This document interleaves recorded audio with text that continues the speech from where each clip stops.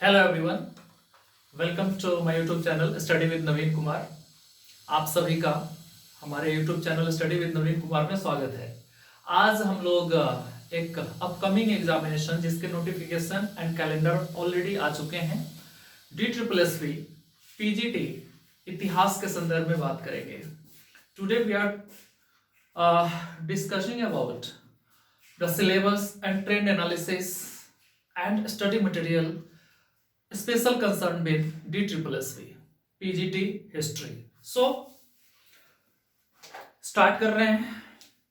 बहुत सारे हमारे स्टूडेंट जो प्रीवियस ईयर में स्टडी किए हैं या फिर जो जुड़ना चाहते हैं, उन सब के लिए ये एक ओवरऑल एक पैकेज है जिसके ऊपर हम लोग बात करने वाले हैं। आज की हम लोग इस वीडियो सेशन में किन किन मुद्दों पे बात करेंगे, स्पेशली आपका तैयारी कैसे हो, जो गिवन टाइम पीरियड है, जो कि कैलेंडर DSSSB ने ऑलरेडी पब्लिश किया है, सो उसके अकॉर्डिंग आप प्रिपरेशन करेंगे। बहुत सारे स्टूडेंट ऑलरेडी क्लास में इनरोल्ड हैं। आप में से जितने भी लोग इच्छुक हों, आप जरूर ज्वाइन कीजिए। यूट्यूब पे और टेलीग्राम पे आपको ये वीडियो कंटिन्यू मिलते रहेंगे। आज हम लोग इस सेशन में एक ओपन डिस्कशन करने वाले हैं, ठीक है। तो चलिए, सबसे पहले तो हम देख रहे हैं कि इसका सिलेबस कैसा है। आप में से मैक्सिमम लोगों को पता है कि DSSSB ने आज तक कभी भी इसमें कोई भी सिलेबस नहीं दिया। सिलेबस इन द सेंस की हम बात कर रहे हैं कि कभी भी कोई पाठ्यक्रम नहीं दिया इसने।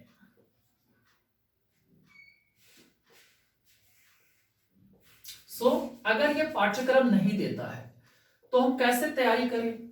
तो हमें DSSSB में जितने भी प्रीवियस एग्जामिनेशन है, प्रीवियस ईयर, इस प्रीवियस ईयर एग्जाम को एनालाइज करना होगा और इसके एनालिसिस बेस पे हमने इसके सिलेबस को आपके लिए तैयार किया है।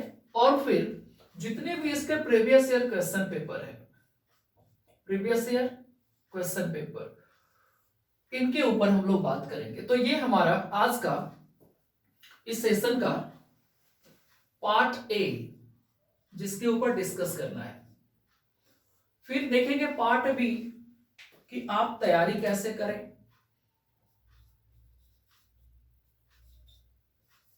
इसमें भी दो मुद्दा है जिसके ऊपर हम लोग बात करेंगे। फर्स्ट, कि आपके पास स्टडी मटेरियल मीन्स टेक्स्ट क्या हो, बुक क्या पढ़े आप, क्या क्या पुस्तकें हो आपके पास, इसके बारे में डिस्कस करेंगे। फिर आप फाइनली आप अपने आप को एग्जाम के लिए कैसे प्रिपेयर करें, यानी कुछ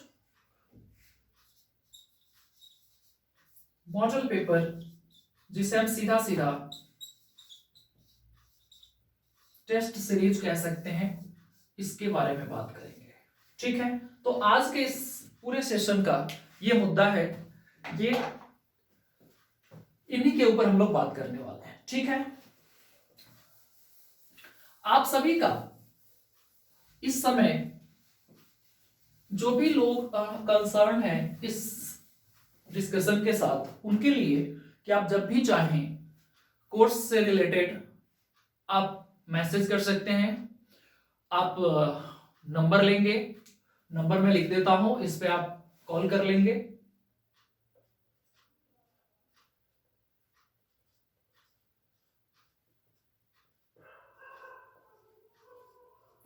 इस नंबर पे आप जरूर बात करें। जो लोग आप में से दिल्ली या दिल्ली के आसपास रहते हैं, वो आके मिल भी सकते हैं। फिजिकली ऑनलाइन ऑफलाइन दोनों क्लासेस अवेलेबल है, आप पढ़ सकते हैं, ठीक है। चलिए, तो जो भी क्वेरीज हो वो आप बेझिझक पूछ लें, जो भी हेल्प हो सकता है आप ले सकते हैं, ठीक है। तो पाठ्यक्रम के ऊपर हम लोग बात करने वाले हैं। सबसे पहले क्या सिलेबस है, सिलेबस को इन सभी को आप ध्यान रखेंगे, इन सब इशू पे आज हम लोग बात करने वाले हैं। सबसे पहले सिलेबस।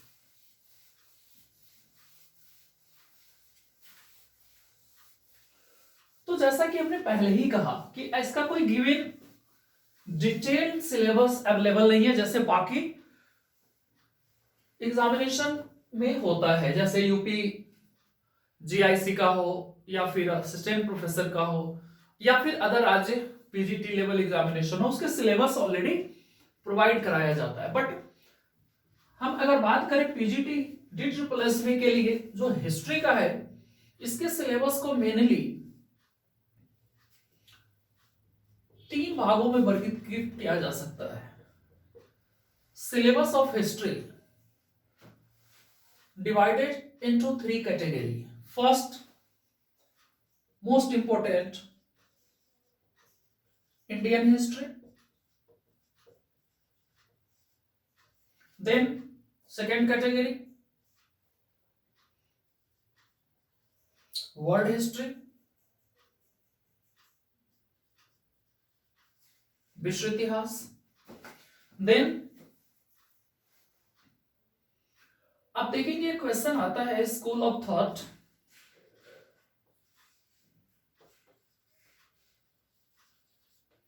And historiography.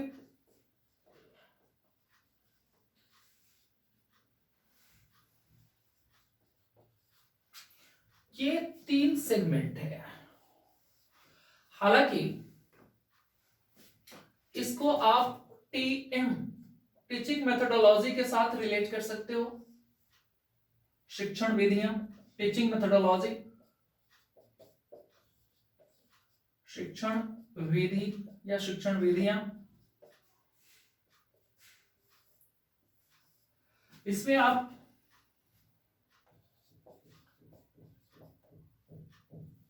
इतिहास लेखन व विचारधाराएं,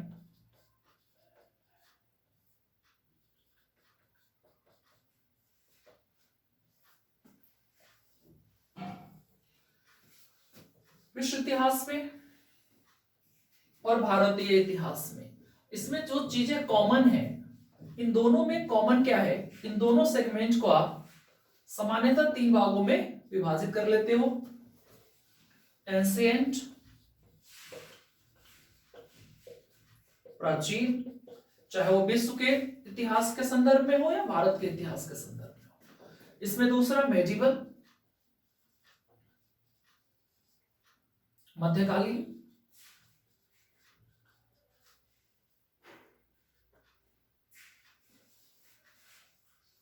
फिर आधुनिक, मॉडर्न। ठीक है, ये बड़े डिवीजन है, इन सब के बारे में बात करेंगे, स्पेशली इन सबको कैटेगराइज करेंगे। ये दोनों इतिहास के संदर्भ में हमने कहा सेम टू सेम होगा, चाहे वो भारतीय इतिहास के संदर्भ में हो या विश्व इतिहास के संदर्भ में हो।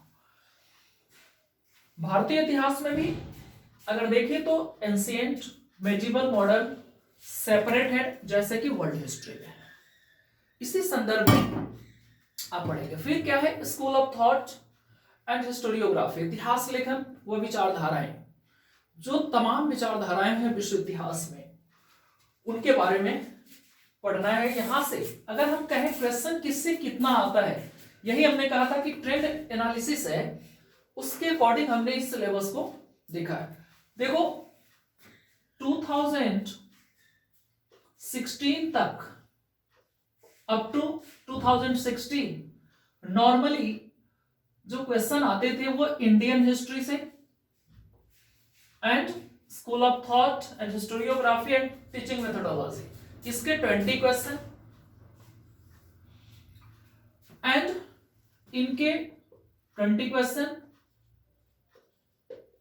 ऑलमोस्ट फिक्स नहीं है।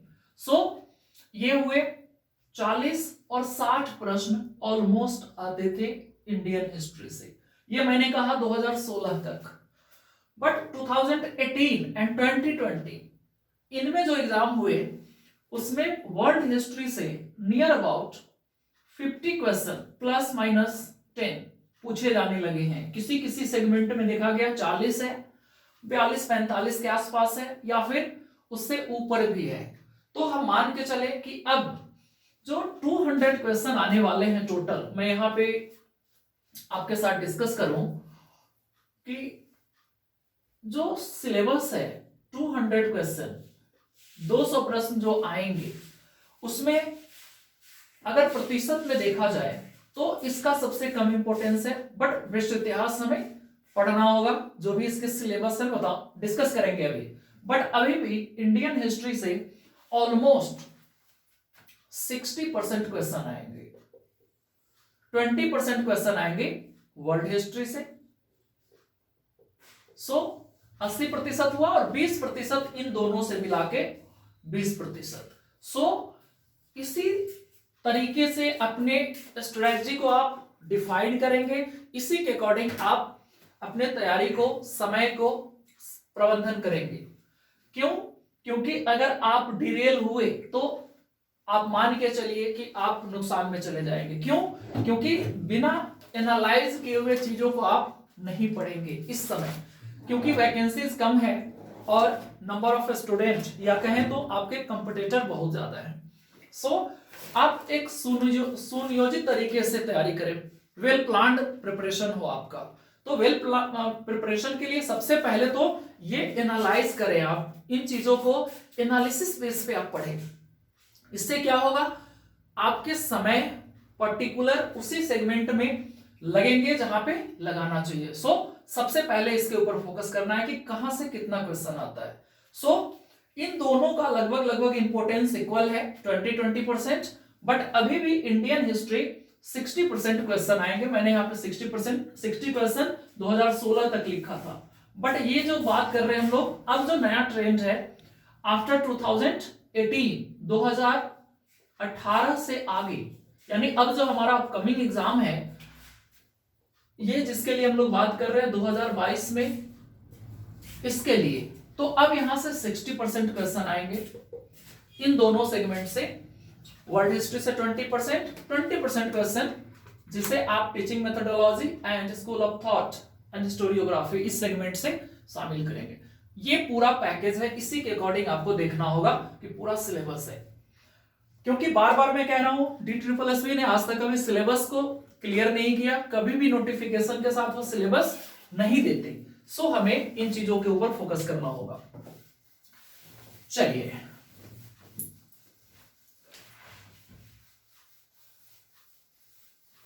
मैं क्लासिफिकेशन करूंगा इन सभी चीजों का, कहां से क्या, कौन कौन से टॉपिक हैं इसमें।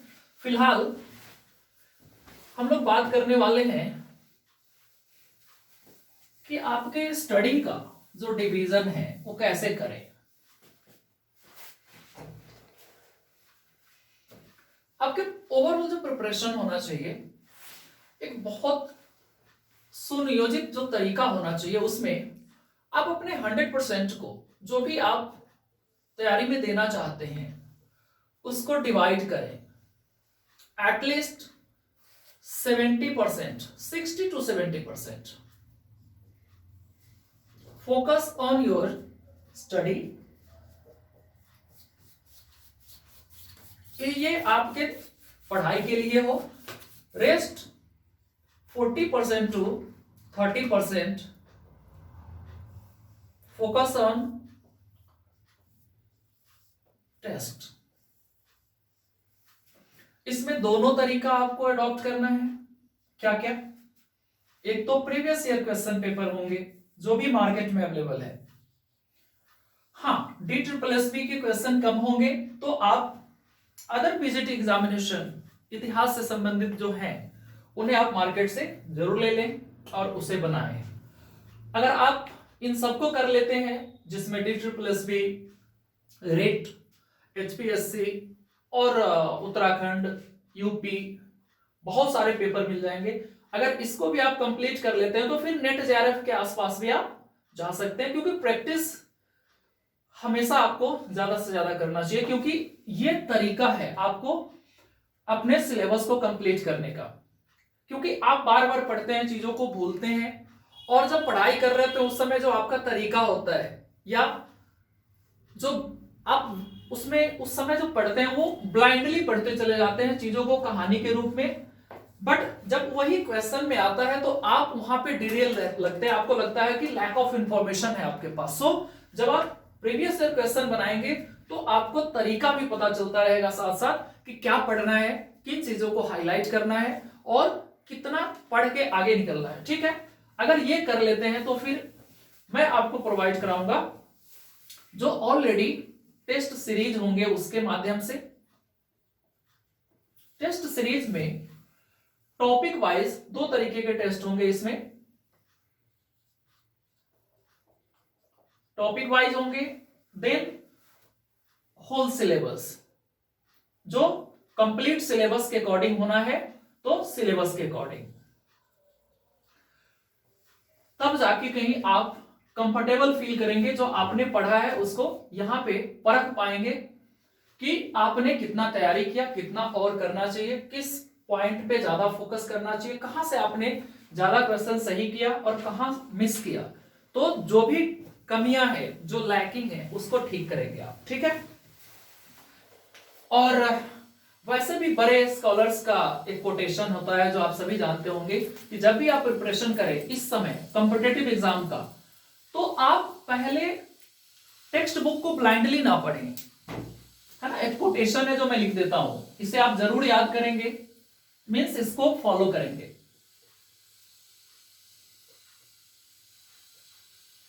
From the test go to the text, means पहले आप प्रीवियस ईयर पेपर जरूर बनाएं और यहां के माध्यम से ही आप टेक्स्ट का मतलब यहां सीधा सीधा स्टडी मटेरियल बुक, इसको आप पढ़ें।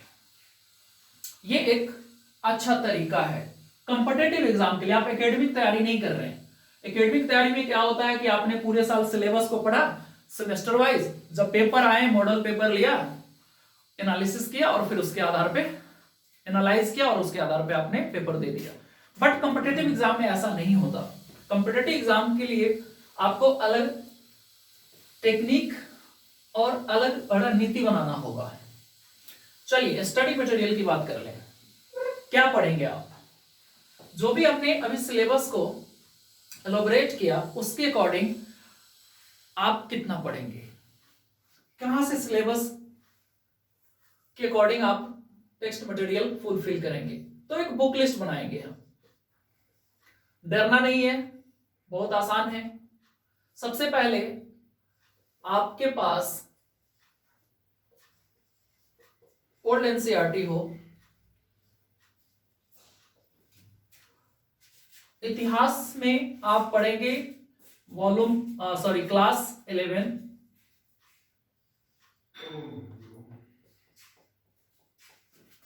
Volume 1 and 2। ये एंशिएंट का है और ये मेडिवल का है। ठीक इसी तरीके से क्लास 12 वॉल्यूम 1 मॉडर्न से है एंड वॉल्यूम 2 वर्ल्ड हिस्ट्री का है। तो ये 4 बुकलेट आप जरूर रखेंगे अपने साथ। New NCERT,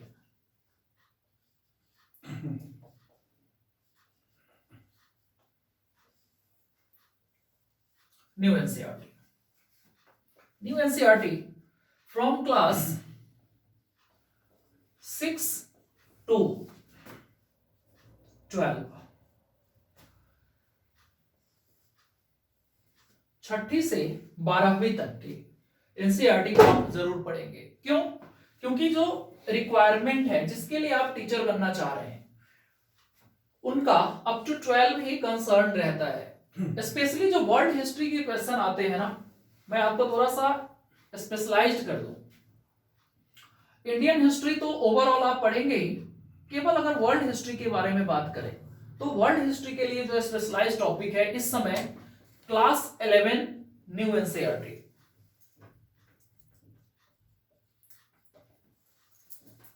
then some part of class 9 and 10 like rise of nationalism और Renaissance, industrial revolution, modern life, यहां से क्वेश्चन आते हैं। अगर 11th क्लास में देखें तो सारे civilizations like Mesopotamia, Egyptian civilization, फिर आप मेडिवल पीरियड में जितने भी रिलीजन है, स्पेशली इस्लाम, क्रिश्चियनिटी, इनको पढ़ेंगे। फिर आप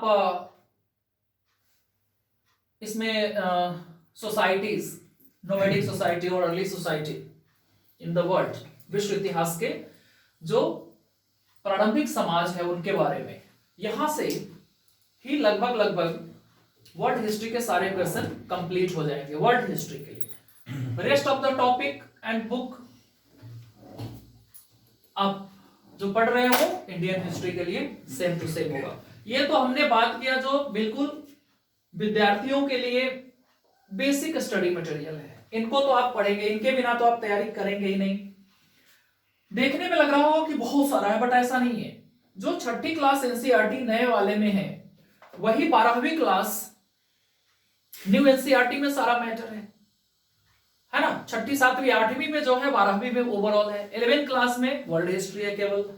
अब ओल्ड एनसीईआरटी की बात करें तो अभी हमने कहा एंशिएंट, मेडिवल, मॉडर्न है। सो सेम चीजें उसके अपग्रेडेड फॉर्म में देखने को मिलेगा। जो छठी क्लास में है वही बातें 12वीं क्लास में क्या हो जाएगा, अपग्रेड हो जाएंगे। सो इसके अकॉर्डिंग आप इस बुकलेट को जरूर रखें अपने पास, इसको पढ़ें।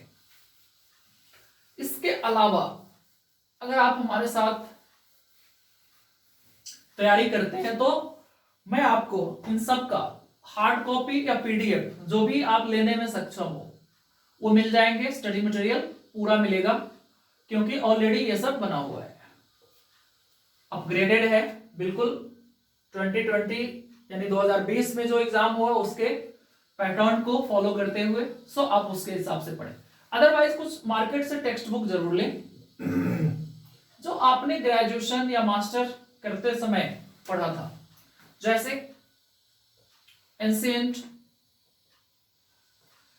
के लिए क्या पढ़ेंगे आप? तो एंशिएंट के लिए बहुत फेमस है कि आर एस शर्मा को पढ़े आप, झा श्रीमाली को पढ़े, उपेंद्र सिंह को भी पढ़ सकते हैं, उपिंदर सिंह। हालांकि उपिंदर सिंह काफी वास्ट बुक है, सेम वैसा ही जैसा कि केसी श्रीवास्तव है। तो आप ऐसे भारी भरकम पुस्तक से बचे, पीजीटी में इतना ज्यादा नहीं पढ़ना। हाँ, आप आर एस शर्मा को जरूर पढ़ लें। हिंदी माध्यम के छात्र हैं तो झा श्रीमाली को एक बार पढ़ सकते हैं आप, ठीक है, इतने से आपका काम हो जाएगा। मेडिवल के लिए क्या? मेडिवल के लिए आप सतीश चंद्रा पढ़ें,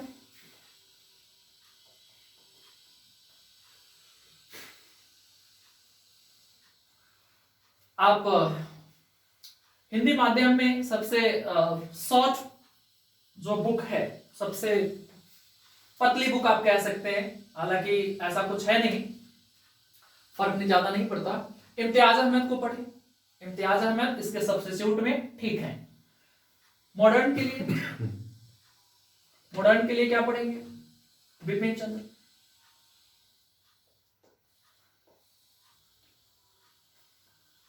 शेखर बंदोपाध्याय पढ़ सकते हैं आप, और भी कई पुस्तक है। बट इतना जरूर पढ़े क्योंकि ये कोर है, ये बिल्कुल आप कह सकते हैं कि इसके बिना आप तैयारी नहीं करेंगे, इनको जरूर एक बार पढ़ना है। क्यों? आप इन्हें ऑलरेडी पढ़े होंगे जब आप एकेडमी में थे, ग्रेजुएशन मास्टर में, उस समय इन सब बुक को पढ़ा होगा। सो एक बार और अच्छे से इन सब को रीड करना है और भागना नहीं है। अगर आपको रिजल्ट चाहिए तो इन सब के साथ जूझना पड़ेगा। हाँ, ये जरूर है कि आप अगर शॉर्ट में काम चलाना चाहते हैं, हालांकि शॉर्टकट कुछ होता नहीं, तो आप एनसीईआरटी को बहुत फोकस करें। एनसीईआरटी को एटलीस्ट 2-3 राउंड जरूर पढ़ें। नोट से बचे, मार्केट में जो नॉर्मली नोट्स बिकते हैं, गाइड बट रहे होते हैं रोड पे, उनसे जरूर बचे। क्यों? क्योंकि उसका स्टैंडर्ड नहीं होगा, मेंटेन नहीं कर पाएगा एग्जाम के पैटर्न को, या फिर उसके जो टफनेस लेवल ऑफ क्वेश्चन है एग्जाम में। आप देख रहे होंगे पैराग्राफ्स आते हैं, वर्ल्ड हिस्ट्री या इंडियन हिस्ट्री के ऐसे क्वेश्चन है जो पैराग्राफ्स में है, 5-5, 6-6 पैराग्राफ में क्वेश्चन है, तीन तीन चार चार पैराग्राफ में एक एक ऑप्शन है, मींस एक कंप्यूटर स्क्रीन पे एक क्वेश्चन ओपन नहीं होता। तो आप समझ सकते हो कि आपको किस लेवल पे जाके तैयारी करना होगा। फैक्चुअल क्वेश्चन मिनिमम आ रहे हैं आजकल, मैक्सिमम क्वेश्चन कांसेप्ट बेस्ड है। मींस आपको एग्जामिनेशन में इस कंडीशन में होना चाहिए मेंटली कि आप क्वेश्चन को पढ़ के आंसर कल्टीवेट करें। कल्टीवेट से मतलब है कि आपको टू द पॉइंट आंसर नहीं आ रहा होगा, आप उसमें से चीजों को क्या करेंगे, निचोड़ निकाल के, निष्कर्ष निकाल के फिर आंसर देंगे। तभी तो आप देख रहे हैं कि 2018 में 146 आउट ऑफ 300 सिलेक्शन हुआ था, है ना। तो आप देख पा रहे हैं कि कितना टफ क्वेश्चन होगा कि 50% भी स्कोर नहीं हो रहा बच्चों से, और यही कट ऑफ है और इस पे ही सिलेक्शन हो रहा है। सो आप इसके अकॉर्डिंग अपने तैयारी को जरूर बूस्टअप करें। सो आज के प्लान का जो नेक्स्ट हिस्सा है वो ये है कि आप प्रीवियस ईयर पेपर को टॉपिक वाइज बनाए। जैसे एक एग्जांपल मैं आपके साथ शेयर करना चाहता हूं। अगर आप इंडस वैली सिविलाइजेशन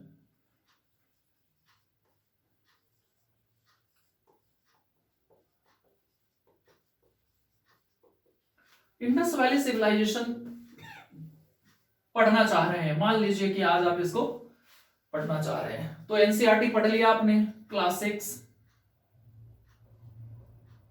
देन आपने क्या पढ़ा क्लास 12 वॉल्यूम 1 ओल्ड एनसीईआरटी, ये तो न्यू के बारे में हमने बात किया।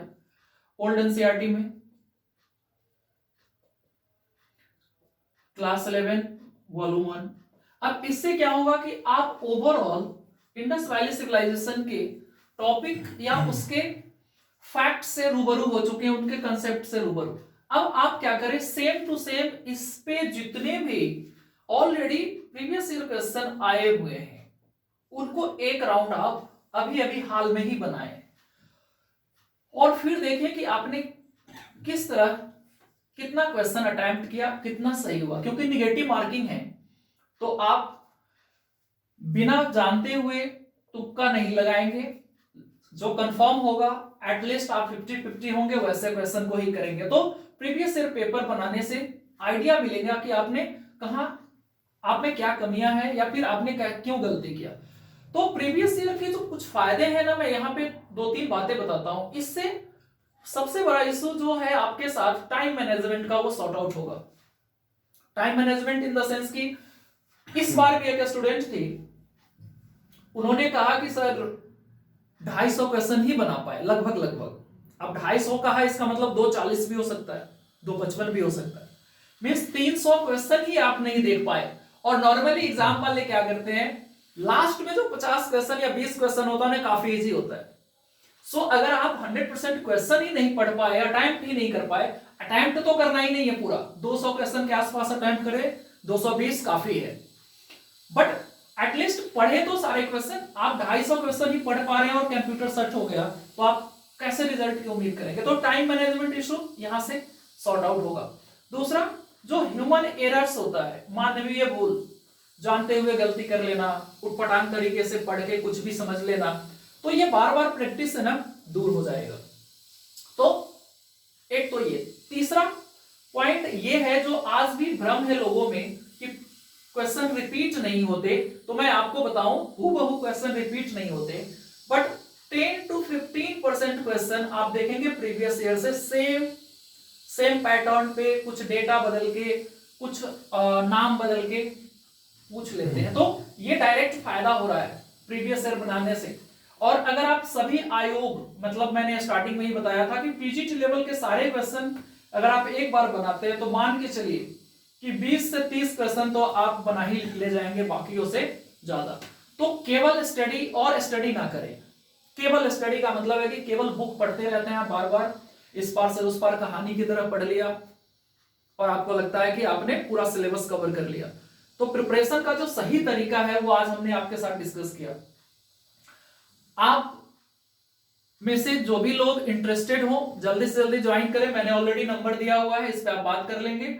आपको इससे आज के सेशन से रिगार्डिंग कोई भी डाउट हो या कुछ और जानना चाहते हैं या कोई सुझाव देना चाहते हैं तो आप जरूर एक बार संपर्क करें। मैसेज बॉक्स में भी आप आके अपने कमेंट कर सकते हैं। आज के लिए बस इतना ही, धन्यवाद। अगले क्लास में एक बात और नेक्स्ट क्लास से हम लोग वर्ल्ड हिस्ट्री से इस टॉपिक को मतलब इस सिलेबस को आगे बढ़ाएंगे। वर्ल्ड हिस्ट्री से ही इस बार हम लोग क्लास स्टार्ट करेंगे, क्योंकि लास्ट सेशन में हमने इंडियन हिस्ट्री से स्टार्ट किया था। जो टफेस्ट पार्ट है इस बार हम लोग वर्ल्ड हिस्ट्री को ही रखेंगे। 11th क्लास एनसीईआरटी को बेस बनाएंगे, फिर 9th 10th में जो टॉपिक है उसको उसी के साथ एसोसिएट कर लेंगे। सो नेक्स्ट वीडियो सेशन में जब भी हम मिलेंगे तो वर्ल्ड हिस्ट्री के साथ, ठीक है। तो आप लोग तैयार हो जाइए, जल्दी जुड़िए, ठीक है। मिलते हैं अगले सेशन में, नमस्कार।